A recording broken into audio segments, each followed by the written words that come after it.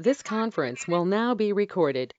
Okay, and now I'm hitting the button for live streaming onto, okay, well, maybe I should have done this first because it's not working as easily as I thought it was going to. Okay, why isn't this live streaming?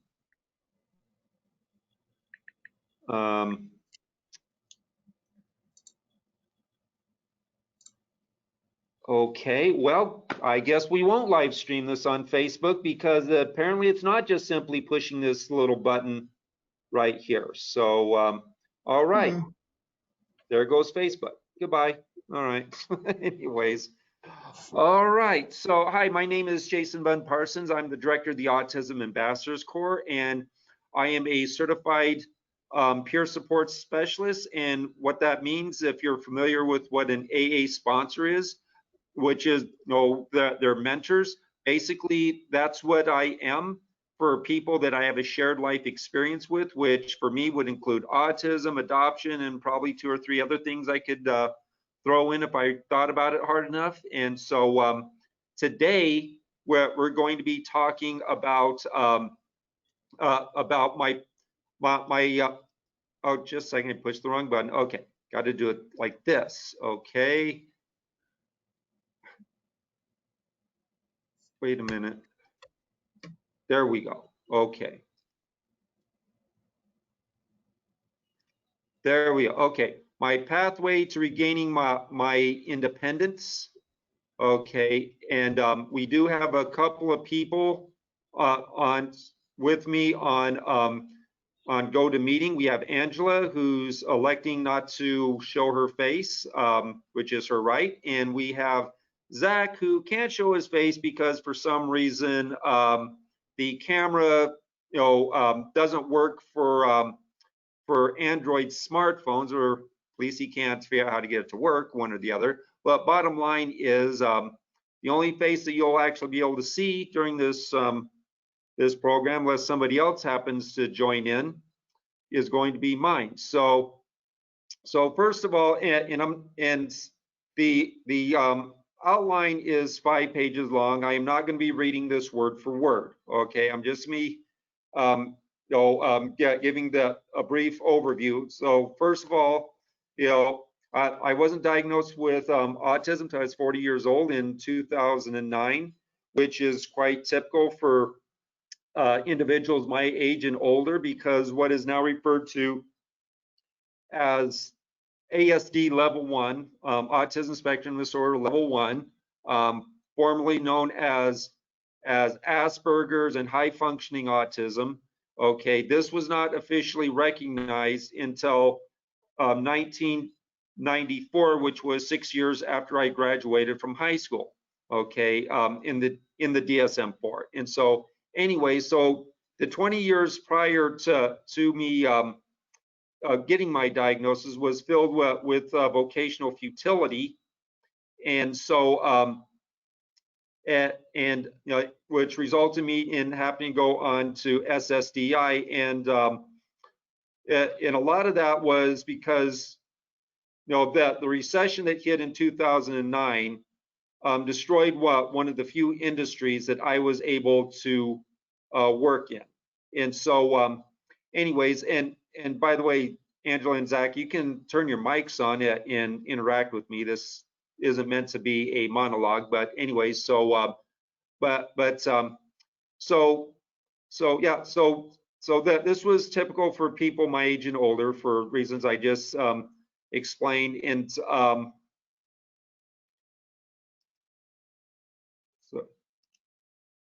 okay, and it's so basically, okay, so basically,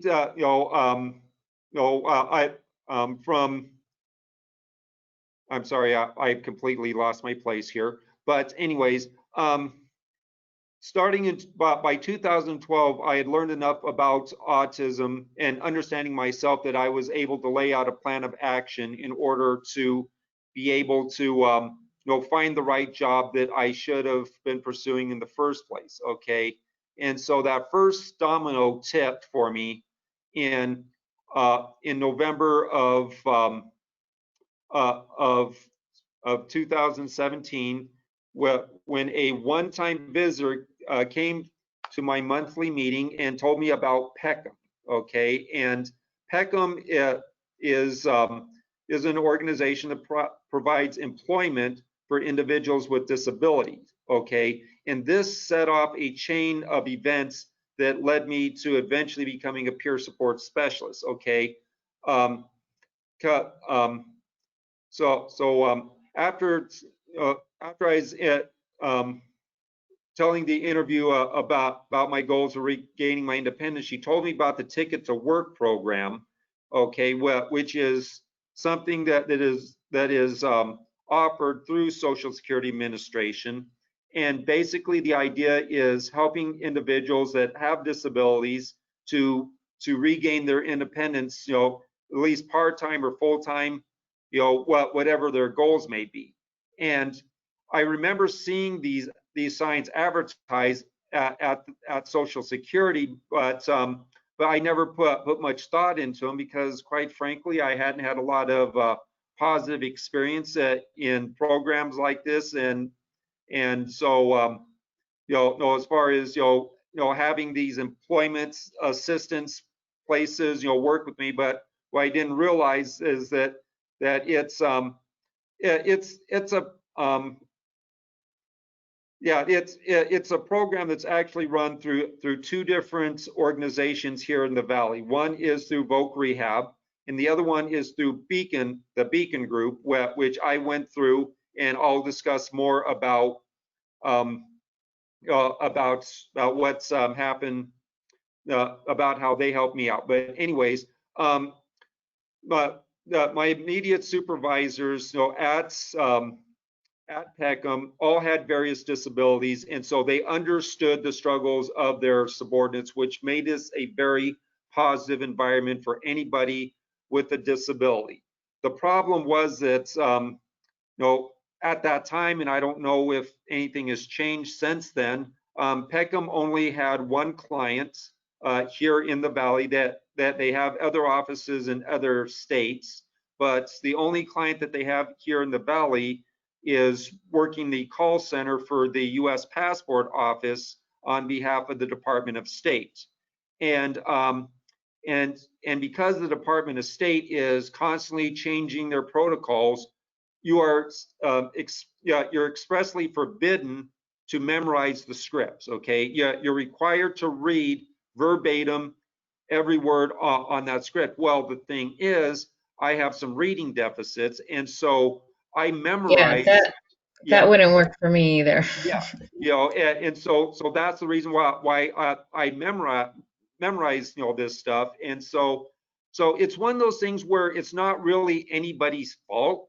I understand that why the State Department has that requirement, and it just happens to be a requirement that did not work for me. However, the couple of months that I did work there enabled me to save up enough money to move on to the next stage of my plan, which Beacon Group helped me work out. Okay, so Beacon Group is provides employment services, and so yeah, I'm not going to get into how ineffective Voc Rehab was back in 2013. 2015. But what Beacon Group offered was job openings that were comprehensive, not just jobs in which employers have low expectations, and basically lower the bar far enough so that way the employee can can stay around. These were legitimate jobs that just like anybody else would apply for. And so my caseworker, okay, and this is a major thing, remained with me until my case was closed, enabling me to have continuity of services compared to Voc Rehab. I was on my fourth Voc Rehab counselor within 9 months. Okay, and so basically I was having to reintroduce myself because these counselors don't have time to go through and read your entire file. And so basically, I was starting over from scratch every couple of months. And with Beacon Group, I never had to restart over once, okay? And she also thought outside the box for the right solution for me instead of the assembly line solutions. Instead of just saying, okay, well, yeah, you want to, be an advocate. You want to teach people about autism. Okay, well, we need to get you a college degree because unless you have a college degree, nobody's going to listen to you. And and so what's my voc rehab, or I'm sorry, what my Beacon group counselor did was thought about other options, and she was the one that told me about the peer support specialist field, and which is a lot cheaper, and it was cramming 80 hours of classwork into 2 weeks, but I did it and I got my certification, and that leads me to RI International, where I got this assistance from. I got the training from.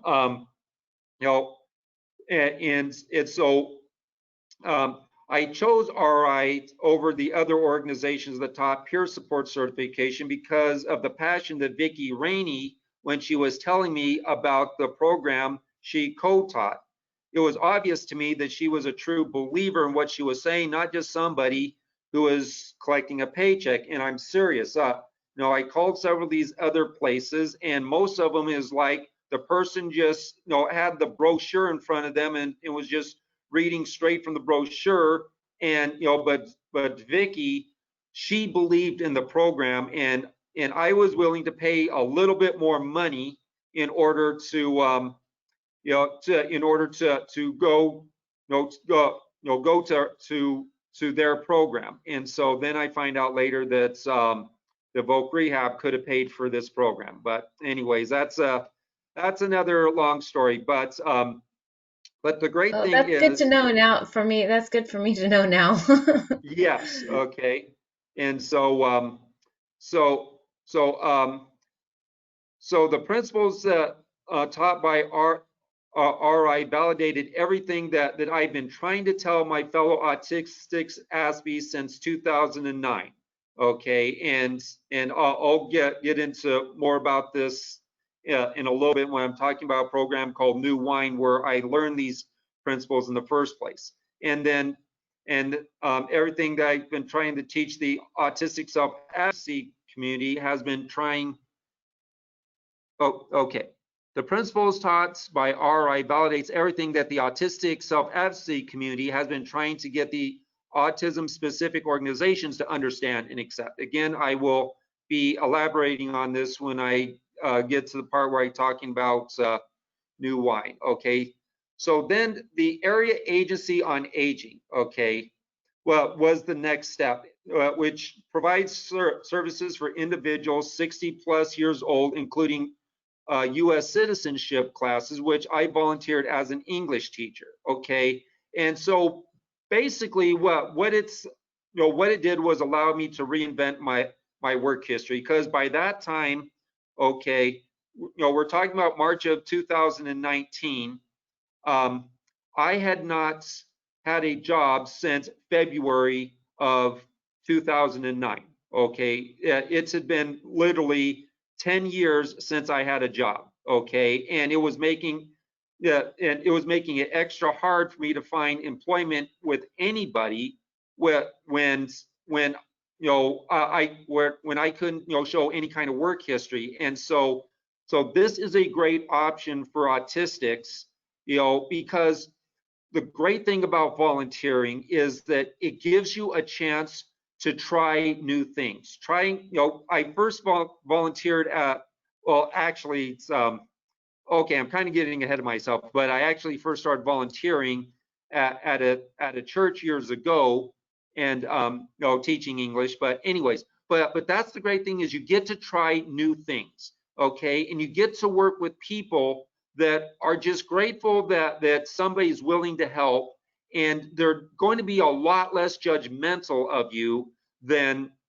than a employer that's paying you X number of dollars per hour, so they expect X amount of productivity from you, and if you're not giving them that productivity, then something's got to give. And so the great thing about the area, about any volunteerism, is it gives you that opportunity to try new things, try things you never thought of before, and see what strengths it might reveal. And so then moving on to United Cerebral Palsy of Arizona, which is my current employer.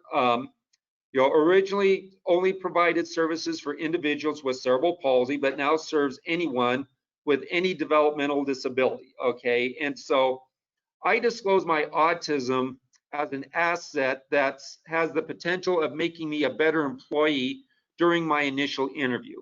Now, that flies completely in the face of what everybody in the autism community says. It's like, oh, you don't want to tell anybody that you're autistic because, and it's like, well, first of all, when you tell them that you're autistic, what else do you tell them? Well, there's the problem. Basically, you're saying I'm autistic, then you're leaving it up to them to go do a Google search and find out all this stuff, negative stuff about us, and then you wonder why, that they look down on you, or they don't want to hire you. Well, what I firmly believe in doing is you need to take charge. Okay, you need to define yourself. You don't just say I'm autistic and leave it at that. You need to explain to them how it is relevant to the job that you're working.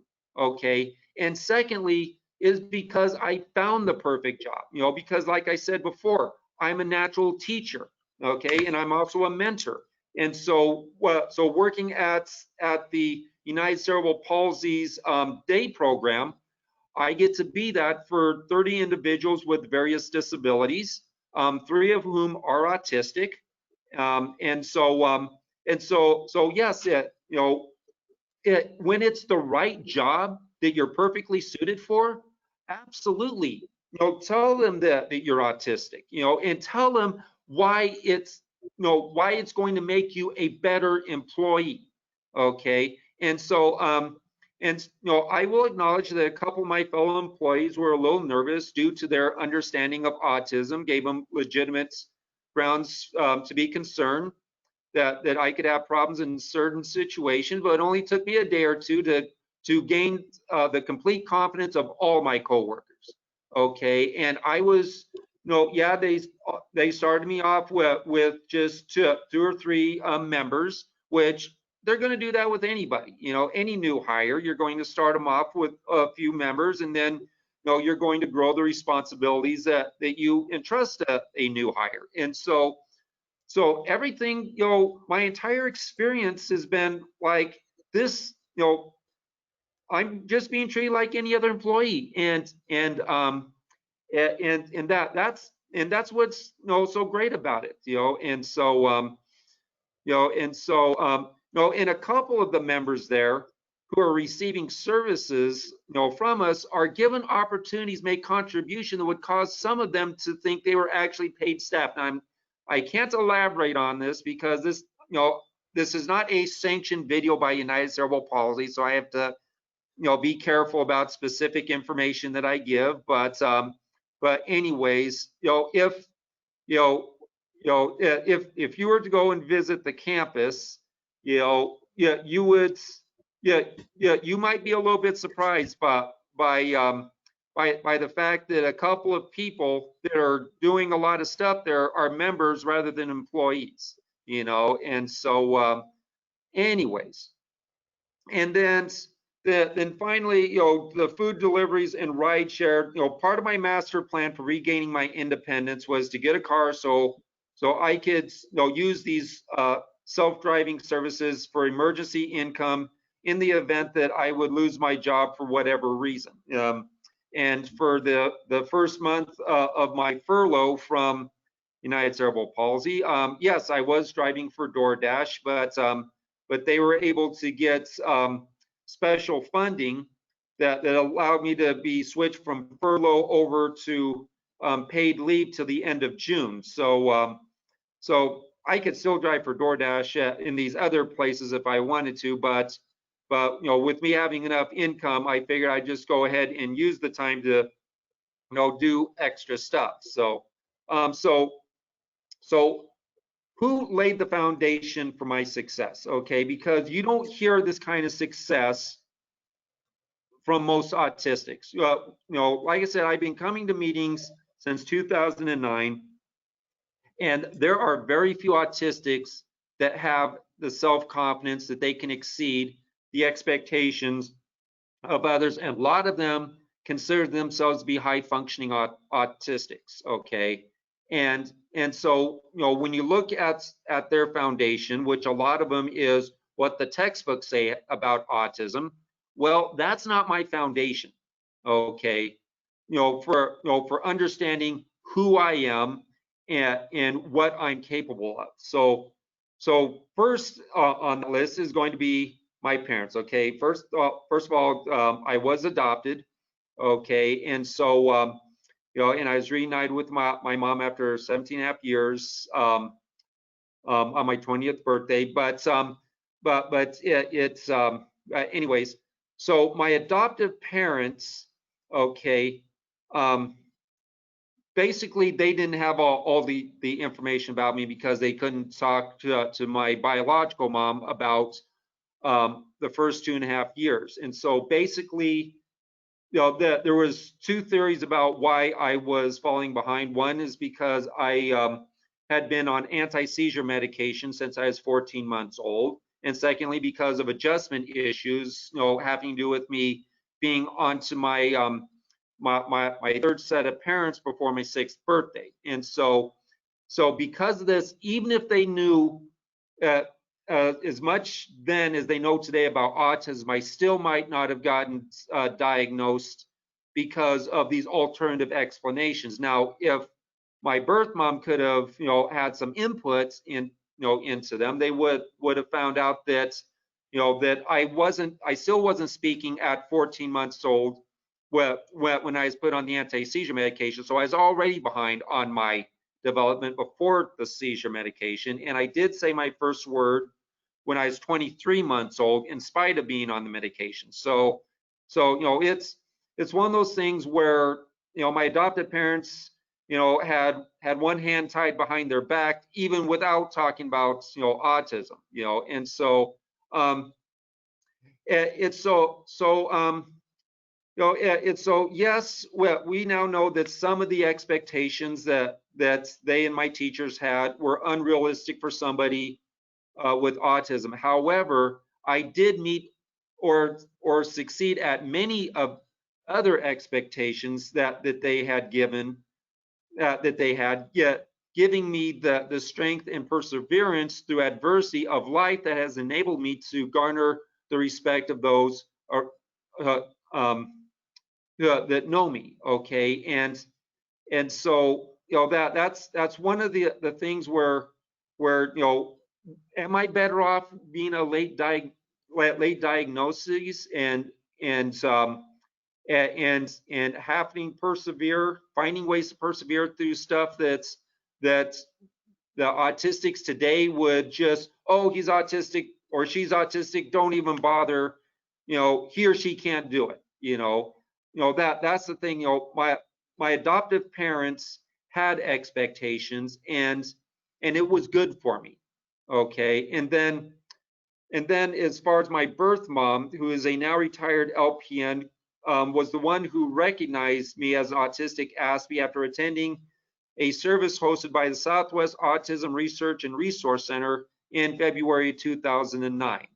Okay, the recognition of my autism Asperger's resulted in a period in which we had to figure out what that means as far as how we interacted with each other. Okay, again, my mom, is as loving and caring as anybody else, and it's like, if I'd gotten into a car accident and injured myself severely, she would just,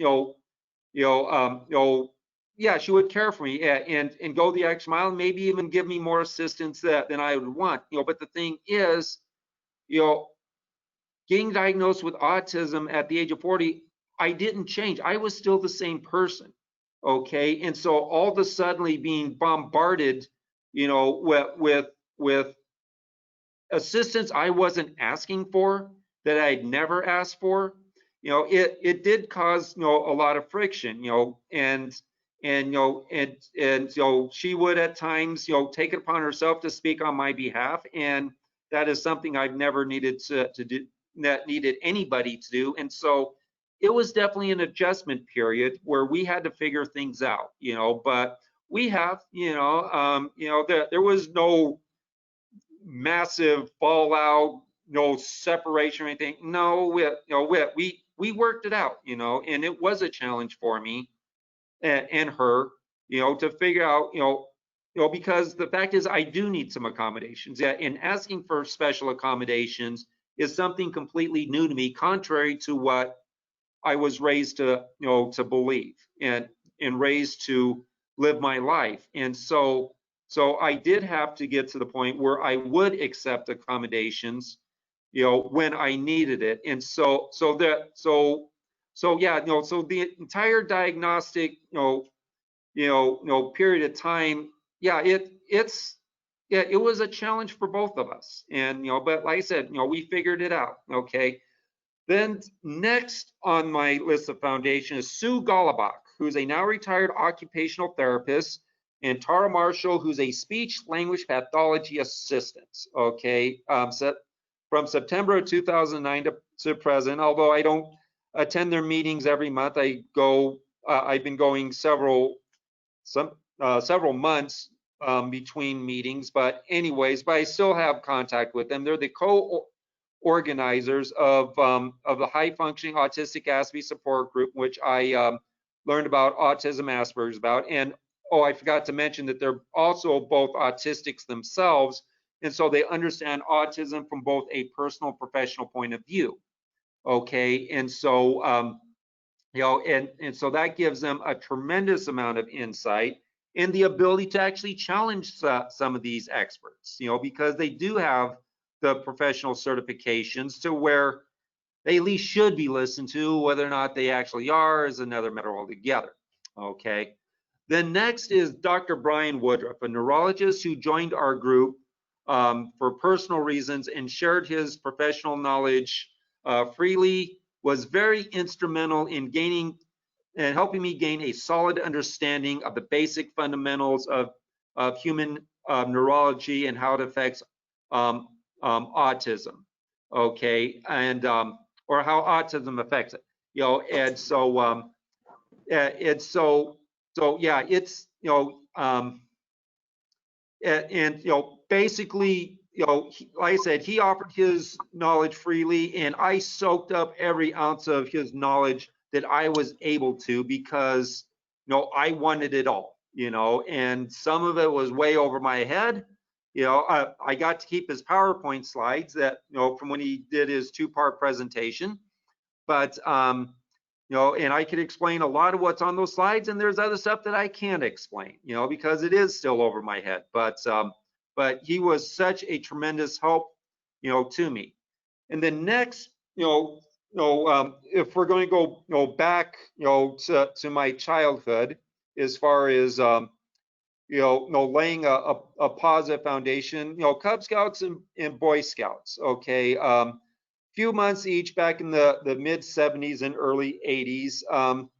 It was one of several positive social experiences I had in my childhood, which proved that I could succeed in some social environments. And so I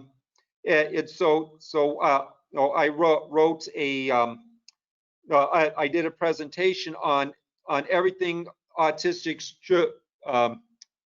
Let's see here. Yeah. Wrong one. Yeah, everything autistic aspies truly need to know about social skills, okay? And so, yeah, and this talks about, not just, what places I succeed in, but shows what the common denominators are in all these environments, okay? Common interests, okay? We are all there for the same reason, smaller attendance, the Boy Scouts troops were, at least, in the city that I was raised in, were pretty small. Adequate adult influence, that, and I worded it like that because I've also had these positive environments in adult forums, and so in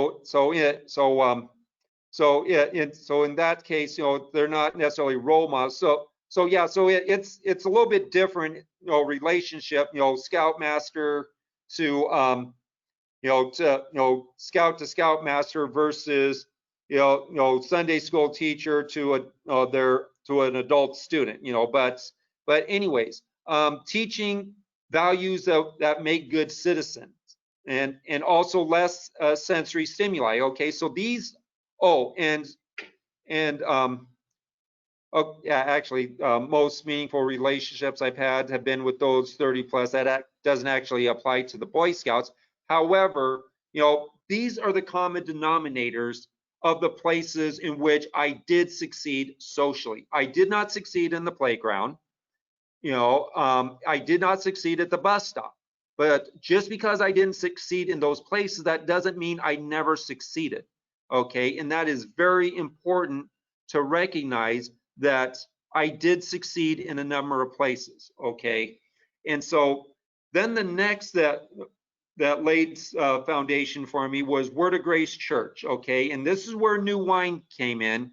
And so it's a general purpose, or was, it doesn't exist anymore, but it's a general purpose 12-step program that I went to there to work on my my codependency.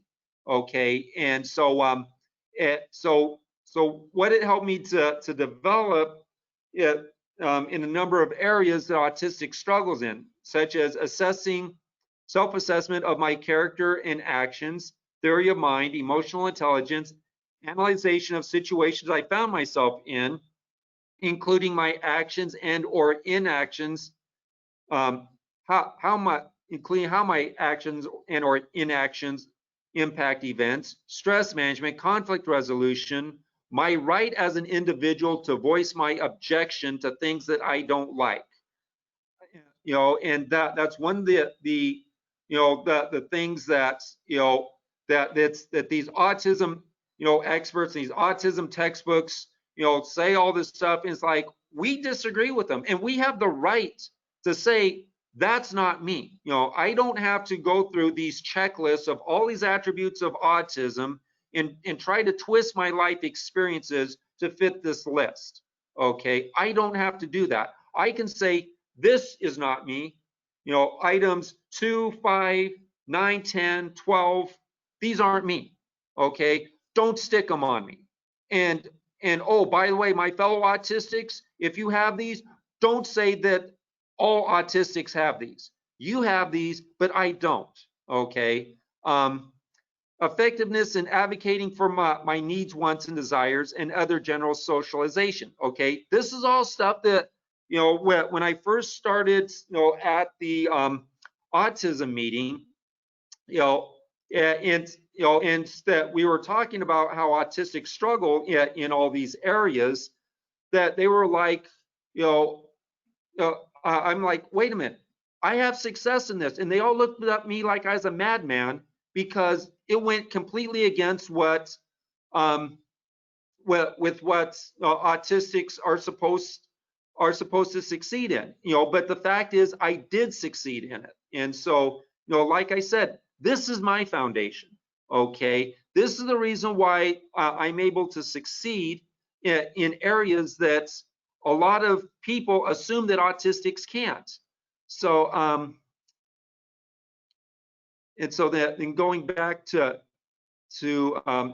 the next one, okay, is Covenant of Grace Church, okay, and it provided me with numerous volunteer opportunities. Actually, so did Word of Grace Church, but Covenant of Grace provided me with volunteer opportunities that tied into my strengths, including getting me started in cross-cultural outreach.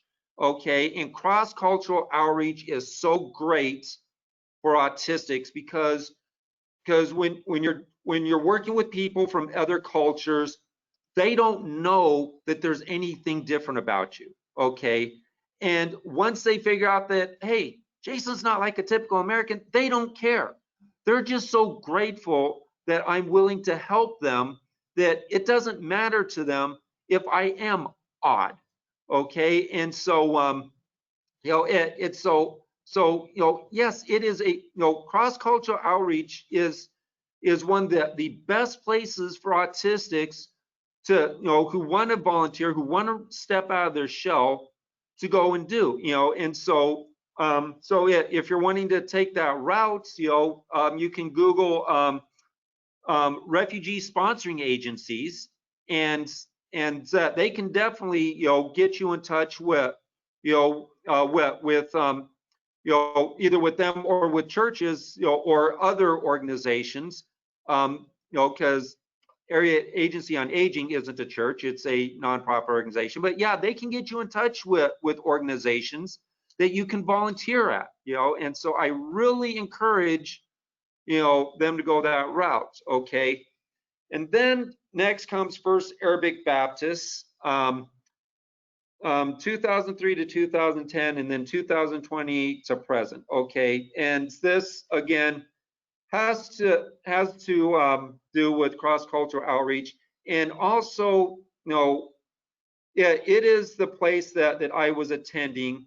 when I first got diagnosed with autism, and so they paid the price for for my links. Basically, I was on an emotional collapse the last couple of years that I was there, because all the vocational futility and just beating down on my self-esteem, and yeah, I wouldn't want to go as far as say I was losing my mind, but I was definitely becoming more and more depressed, more and more discouraged, and and so so when I talk about how I left there to go back to Covenant of Grace Church in order to reinvent myself, or to restart my work with refugees. Basically, what the situation was, is that I was such an emotional wreck at that time that I needed to go to some place where I would be, where I'd basically be a semi-nobody. Now, I wouldn't be a complete nobody, because there were still people there that that knew me from before. But as far as people looking to me for to help out with this, help out with that, I just needed to fade into the background for a while till I got my head on straight, and and then I could start being of use to people again. And so yeah, so yeah, that was why I left there. I basically left First Arabic Baptist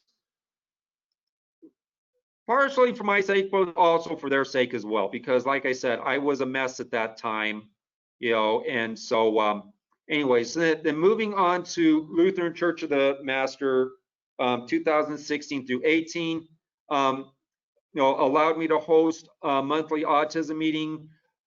Basically, what they really enabled me to do was to really get back into doing all of the little stuff that I used to do. They were a really small church, but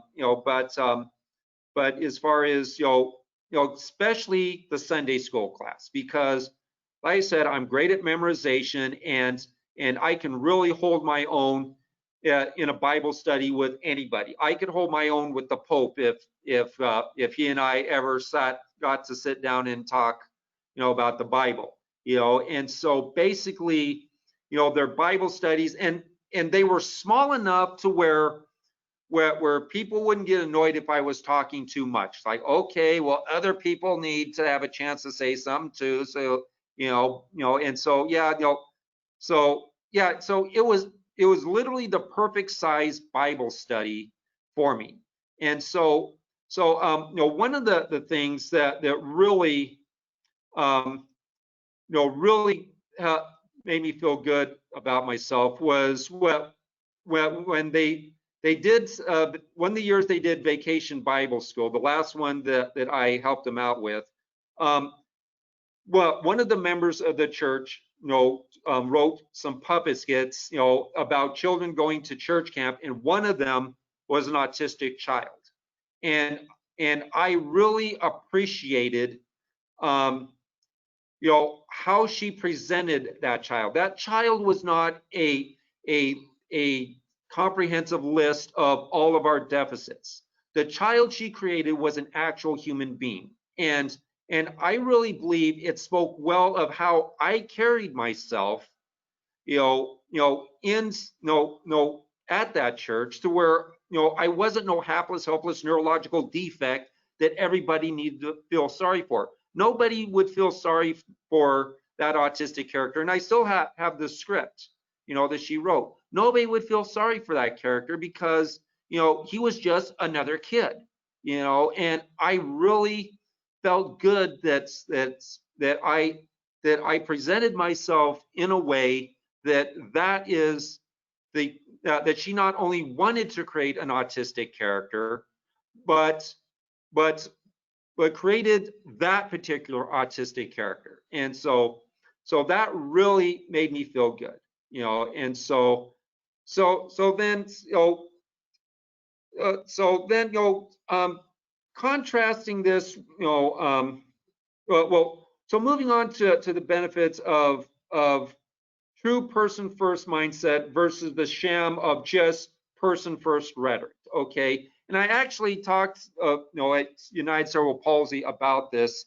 Is okay, I understand a person who struggles with schizophrenia does not want to be referred to as a schizophrenic, because after all, you are simply defining them by their disability. Okay, and I can understand that, but autism is not schizophrenia. Okay, my autism gives me some unique strengths, and so it is not a pure disability. Yes, I am at a disadvantage in certain situations, but I'm at an advantage in other situations.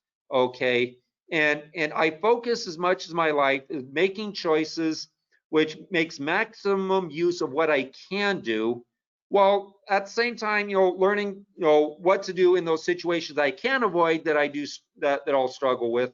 But nevertheless, my life plans aren't based on how am I going to fix all my problems. My life plans are based on how am I going to make maximum use of my abilities. Okay, and so for me, that is being true, um, um, true person first. Okay, because just saying a person with autism, and that then you just say, okay, well, how we help them. Okay, well, what does the book say about autism? Well, then that's not person first. You are not being person first if your entire strategy, the first thing you're doing, excuse me,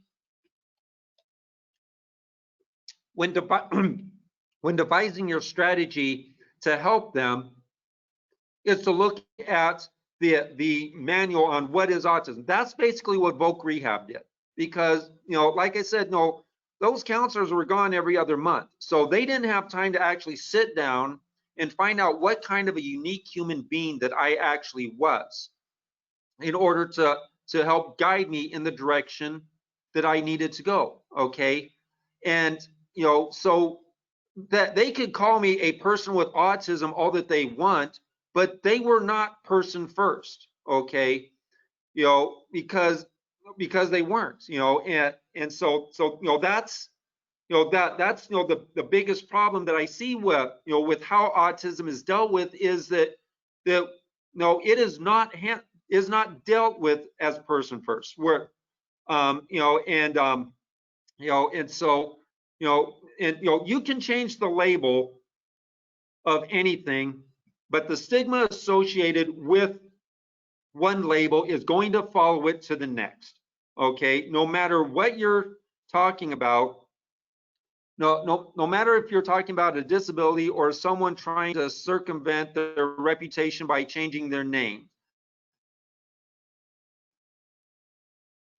to the public's mind when it hears okay, there's a typo there. Okay, the same is true about disabilities. That stigmas that must be challenged if those that struggle with them are going to overcome them. Okay, and so that is what we need to do. Well, changing. Doesn't matter whether whether you say that I'm a person with autism or I'm an autistic. The problem is the stigma that comes with the word autism. No matter how you word it, that stigma is the biggest thing. Okay, so we need to confront the stigma and stop worrying so much about these labels. Okay, and then so my current situation as of today, May 30th, 2020. Okay, yeah, the coronavirus has basically interfered with everybody's plans on the face of planet Earth, and so like I said, I was furloughed from United Cerebral Palsy, but barring any setbacks, I'm confident that I'll still be completely financially independent by July. Okay, and so yeah, it's so yeah, I'm really looking forward to that, and and so one of the things that that I've been dreaming about for years is the day that I am completely off SSDI, is having a party where I take my SSDI acceptance letter and I burn it, in like a barbecue grill or something like that, as a ceremony of I am free. I have completely regained my dignity, because going on SSDI absolutely stripped me of my dignity. Okay, and and I was actually suicidal at that time. And so that is what I'm looking forward to do.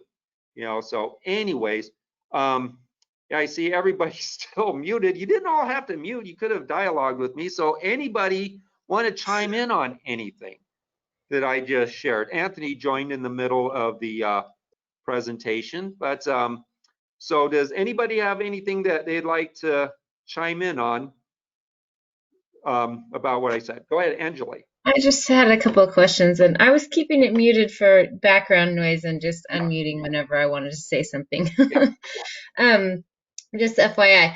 But what was the basis of your SSDI benefits if you weren't diagnosed with autism yet? Well, okay. Well, the thing is, I probably was diagnosed with autism or Asperger's. The thing is, Social Security Administration, I don't understand what their issue was, because I asked for a a copy of it, and they said, okay, well, we'll have to to send away for a copy of it on CD and have it mailed to you. Like, what? Why can't you just print it out right there? No, so seriously, SSDI, Social Security Administration, that they make absolutely no sense. Why I know in the that. world that they require that? But so I don't know if they've changed their policy since then. And I didn't go and harp on them, but all I know is I was diagnosed with something that qualified me for SSDI. By their clinicians, or What's by who? that? By their But clinicians, or by Social Security Administration. Basically, okay. basically, when I applied for SSDI, okay, that they set me up with this very young psychologist. I'm not sure the ink was dried on his degree yet. And the guy didn't actually know that much about autism. And so basically he's like, I could tell that I wasn't selling him on the idea that I had a disability. And so he's like, well, why do you believe you have this autism? And so I told him, well, I have great memorization skills, and I guess that's supposed to be one of the things common with autism. And it's like, good memorization skills. Okay, so he did some memory tests, and one of those tests is he had me recite the President of the United States in reverse order, and I made all the way to the 1920s. Okay, Wow. before I finally goofed up. And that's because US history was my very favorite subject. If my favorite subject was science, I might not have gotten diagnosed. I got diagnosed because US history was my best subject, and I was able to dazzle him with being able to recite all those presidents, all the way from Obama, who had just taken office, all the way back to me messing up on Taft, when Taft came in. But anyways, so yeah, that's what I'm talking about when I say that the guy didn't know that much about autism, because you can't expect every single autistic to have a love affair with US history. There are Yeah. other autistics, if you would have quizzed them on dialogue in various episodes of Star Trek, okay, they would get a perfect score on it because they memorized every single line of every single episode of Star Trek, and but Well, yeah, and frankly, not all autistics have that memorization ability. So that's right, in and of okay, itself is not a good measure. yeah. Well, Like by when Dr. itself, Connor, it's not.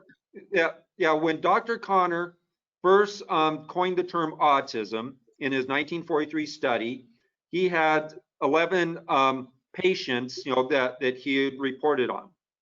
Okay, of those 11 patients, 8 of them were verbal at that point. Of those 8, 7 of them did demonstrate superior memorization. So Right. no, not In all 1943. autistics. And they were all males, weren't they? No, they weren't all males. How many No, were females?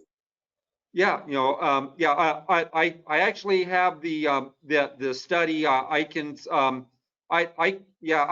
email you a PDF copy of that report. And so, Okay. but there was at least 2 or 3 of them were females. But yeah, he was a no, not a pediatrician. That was Dr. Asperger. Dr. Connor was a child psychologist. He actually wrote the first book on child psychology in English. Okay, and so so that these were simply children that had come, to his clinic, to receive services, and he had noticed that certain ones of these patients of his, had these peculiar behaviors, and so and so so that's the basis of his report. So, so, so Yep, go. that's history, right? That's the Mhm. beginning of the history. Yep. My other So, question was, what was the name of the high functioning autistic Aspie group that you talked about that the two yeah. ladies ran? Okay. Yeah. Okay. Yeah. What I'll do is I'll email you Sue's um, uh, email contact information, and so that way she can set you up with that, because they used to be on Meetup. I don't know if they still have a page, or what they've changed it to, but it's in Tempe at the Pyle Center. It's at when the Pyle Center opens up again. Yeah, I'll forward you the latest email, as far as that they're doing their meetings on Zoom right now, and so so I'll email you all that information. I'll forward that email to you, and you can talk to her. She is a brilliant lady. Okay. In terms of autism specific issues, she knows far more than I do. Okay, I have my own things to contribute, such as the 12 steps and the things that I learned in New Wine, but as far as just autism specific issues, she knows way more than I do. And so yeah, you just want to talk to her for that reason, if no other. So anybody else have anything? Or Angela, you want to say something again? I was just going to say thanks. Yeah, okay. So how about Anthony or Zach? Yeah, well, good morning, Jason. Tony Morning. here, and I apologize for coming in late on this. But Yeah, hey, I that's really okay. appreciate you sharing your background and your struggles and challenges and your victories along the way, and I appreciate that. And as a dad of an Aspie, as we talked last week, that's graduating high school and things, and very high functioning, drives cars, does all those kinds of things. So. It doesn't parallel what you've gone through, but certainly as a concerned dad, Right. as he's going into the real world and things, how successful is he going to be? He's very strong in his in computer coding and those kinds of things. So, I mean, our aspiration for him is, for him to hook up with some, high-tech company and doing those kinds of things, which we've had some promises, some promising leads on and things. So anyways, my question to you is, and it looks like a lot of your challenges and your path through overcoming some of these things is basically on your own with some good support systems, churches, organizations, those kinds of things. So what would you give to parents and those individuals on their own that, don't go church-wise? I get the impression that some of the so-called organized, mentally supportive organizations you haven't had a really good experience with. So what would you suggest for a parent or someone on their own trying to navigate not only their own personal challenges, but maybe trying to do it in the city of Phoenix or in the metropolitan area? Right. Okay, well, I'll tell you what, let me pull back up my my one on just a second here.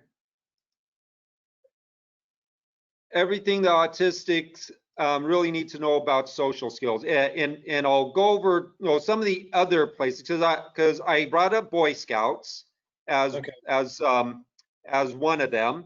Okay, and so youth league bowling. Today, I could not recommend that because they now play those blasted rock concerts in those speakers, in which it's just way too much auditory stimuli for me. I absolutely do not enjoy going into bowling alleys anymore. If you can convince them to turn those blasted speakers off, Right. and just let us bowl, it would really help. Okay, and so. Okay, Sunday school and Bible studies. Let's see here. The 12-step meetings. Let's see. Yeah, like you said, most of them are, church related. Cross-cultural outreaches. What one of the places. I don't know if you. Yeah, I think you came in after I talked about area agency on aging. That's where I volunteer, or I was volunteering to teach English to immigrants who were wanting to become U.S. citizens. And you could also talk to the sponsoring agencies. Thursday, when you're here Thursday, I had made mention, of how great cross-cultural outreaches are. So you already heard me give that speech. You missed it today, but you already heard it on Thursday. And so, but basically, when it comes right down to what are their special interests, okay, okay, so your son really likes computers, okay, maybe you can join a computer club. Why am I a rock star in a Bible study? Because I'm really good at it, and I've got a friend, he's a rock star in politics, and I've tried to convince him, to go and join, one of these meetups, that's in that, for his political party. I won't say which party it is because we don't want to go that direction. But anyways, but he just won't try. But I know another young man. He was like 14, and he and he played guitar. And so I went looking through the meetup pages, looking for places where he could go, where he could just simply play. And unfortunately, almost all the ones that I saw there were meeting in bars and stuff like that. And like you said, he was 14, so yeah, that didn't necessarily work for him. But yeah, that's the thing is, what are their special interests? Just find. That's the great thing about Meetup. That's I love Meetup because I don't care what your special interest is. In a city like Phoenix, maybe if you're in some small hick town in the middle of Wyoming, 20,000 people, yeah, you might have a harder time, finding people with, that's have your niche interest. But in the city of Phoenix, I guarantee you, whatever your niche interests are, there's and if it hasn't been started yet, then go ahead and start one. It is almost $100 for 6 months in order to host a meetup, but that actually gives you 3 pages. So yeah, if you can talk to a couple other people, to split the cost of it, each one you get your own pages, then yeah, you could do it like that. But yeah, that's the thing is, what is their special interest? Yeah, Boy Scouts was okay, but the reason why I was in there for such a short amount of time is because I wasn't really that into outdoor stuff, and so that was a lot of it. But just find stuff that they actually enjoy, and find your own niche club. And and so yeah, I'm kind of being redundant at this point, but yeah, I think I made my point. So any other questions or comments? No, well, thank you, Jason. I appreciate that. And I apologize to everybody else who had to go, that already went through all that. And then I come in a little bit late. But yes, he does have some really strong interest, obviously, in computers and technology, gaming, those kinds of things, computer design, graphics. There are gazillions of meetup Yes. pages, along those lines. Absolutely gazillions. So yeah, he should have no problem finding one within close proximity to him that would meet on a good time for him. So yeah. All right. Well, thank you. Anybody else? Zach, you haven't said anything since you showed up first and said that you're half asleep tonight. It's too early. Do you want to say anything? Yeah, I'd just like to say it's like, I mean, it's a great, I have to give you feedback, it's a great presentation, and since I've been going to weekly meetings, I'm a little more familiar with, some of the some of your standard topics that you have, discussed so far. But, I'm essentially diagnosed around the same age as you were, and it took about a month to get an official diagnosis. And and a lot of people, it's for some people that have come to a few meetings, it's a much bigger kind of drawn out process. Yeah. Or it's an indirect consulting various publications and doing some research and forming and coming to their own conclusion, that they exhibit, various aspects, on the spectrum, and kind of come to their own conclusion in that respect, but don't really end up with an official diagnosis. And, and I feel that there's, that, when I was looking things up, and, my mom was looking things up, that there was kind of there wasn't a whole lot of resources for people that are older, that are on the spectrum, and that there was a ton of stuff for for children, but there wasn't a whole lot in the beginning for adults or people that are older. I mean, there's some resources for people that are 18 or coming out of high school and things like that, but it kind of diminishes as people are getting older. And I mean, I have to say, South Autism Research and Resource Center has a lot of material that they can provide in that, or it has some material they can provide to kind of point you in the direction in that respect for those that are listening. Yeah, they're definitely clear, because everybody who wants to be anybody in Phoenix, makes, gets in contact with SARC, so that way that that they can get promoted and get into the network. And so, yeah, SARC knows just about everybody who's anybody, in the autism community. So. Right.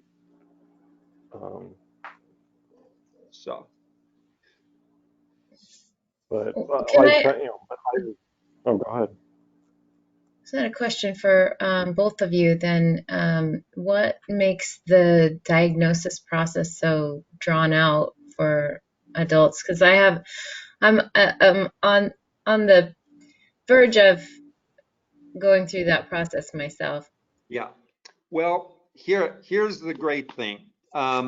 Unless things have changed in the last couple of years, every psychologist who specializes in autism only works with children. They will not work with adults. And so it's so when it comes right down to it, and as of maybe 4 or 5 years ago, the last time I talked to Sue and Tara about this, how many psychologists are actually qualified to diagnose an adult with autism here in the entire valley? As of like 4 or 5 years ago, there's like 6. That's it. How do you find them?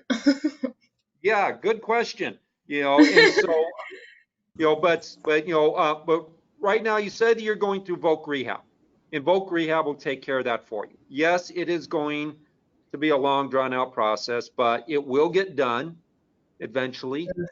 But it will get done, and once they get it done, you'll have it for you. Can I ask Zach, where did you go? I went to Southwest Autism Resource and Research Center. Yeah, and they've weren't got you part of that aging study, autistic brain aging study? Yeah. Okay. Yeah, I was part of that study as well, and so autistic yeah, one of the things that they were, is that study still going on? It's a long-term study, and as far as I know, I think it is still going on. But are they taking new? Are they taking new test subjects? I'm not sure, but they do go through, and they have Southwest, Autism and Research and Resource Center does the diagnostic as to whether or not they've got, neurotypical people or that don't have autism, and then they screen for people that are neurotypical versus autism, and the procedure they go through and the tests you go through is the official procedure that they charge for to get an official diagnosis. And they actually have undiagnosed people. I don't know if you say undiagnosed, but basically, a number of people that went there for that study who thought they were autistic, they in fact actually had a variation of dementia that mimics autism, and so that they were actually misdiagnosed. And so that's one of the hazards of late diagnoses is, and this one of the things I learned from Dr. Woodruff, is that there are certain aspects of autism that does mimic dementia, particularly how it affects the frontal lobe of the brain. dealing with executive functioning, organization, problem solving. And I really wish I had that list that Delaney gave us last week. Do you have that list that Delaney rattled off, Zach? I actually do. I actually wrote it down. Let me see here. Yeah.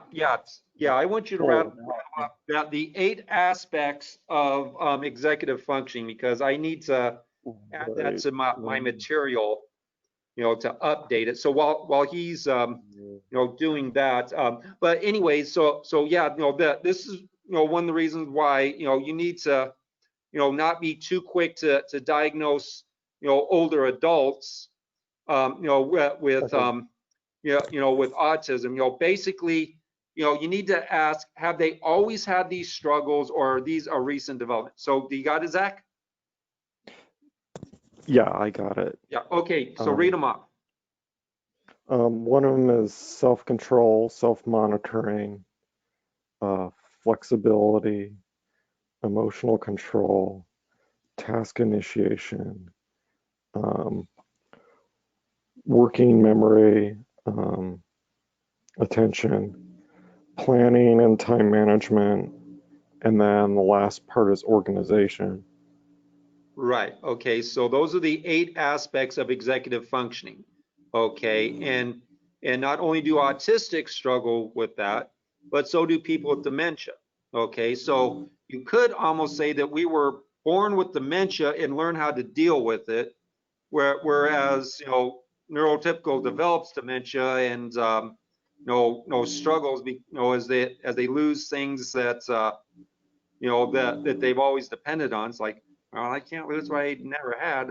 Well, actually, that's the point of the aging study, to see how aging does affect us compared to non-autistics. But anyways, but yeah, that's an interesting thing to note before you go and start diagnosing older adults with autism. So anyways.